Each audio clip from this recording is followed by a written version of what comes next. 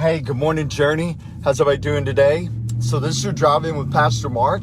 Hope you're up and going this morning. Looking forward to a great day at the Journey, a great day in worship together as a church. So we take a little bit of time each Sunday just to kind of walk through some different aspects of Scripture, different aspects of what it means to be a believer, maybe some things sometimes we've never completely understood about the Bible. So this morning we're going to look at what does it mean to take on the character of Christ? What does it mean to be holy as He is holy, as it says in 1 Peter 1:7.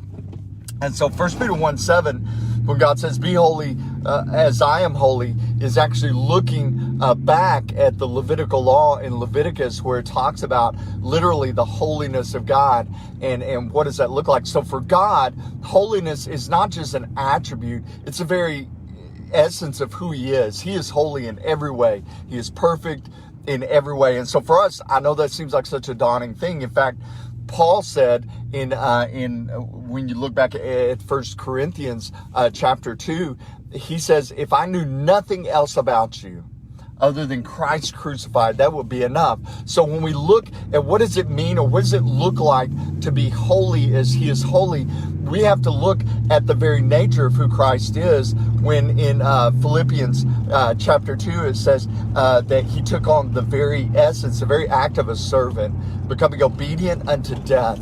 And so, and you go a little bit further before that in Philippians chapter 2, it says for us that we are to look at the interests of others above ourselves. So if you really want to know what it means to take on the essence or the character or the nature of God, it means to be a selfless person, to be a sacrificial person. So if we start looking at all those characteristics that make God who He is, He's humble. Or Jesus Christ who He is, Jesus Christ was humble. He humbled Himself to the point of death.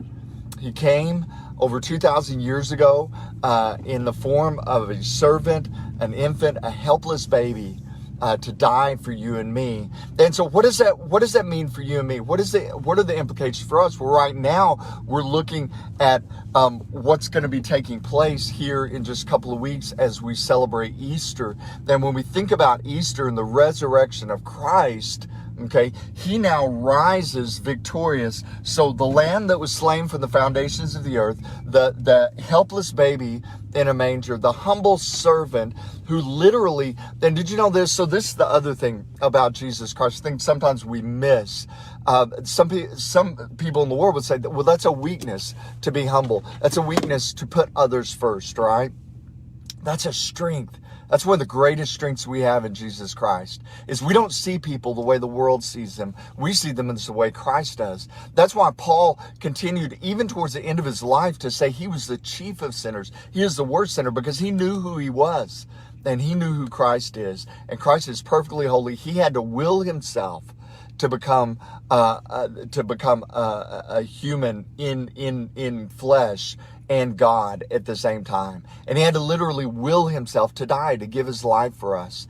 And so for us this morning, man, we should celebrate that. And we're going to do that this morning at the Journey as we look at Jesus coming into the temple, into His house. And what does it mean to come into the house and worship? And so I pray that you come into the house of the Lord this morning. Let's worship together. Man, I can't wait to see you this morning. I love each and every one of you very much. God bless. We'll see you soon.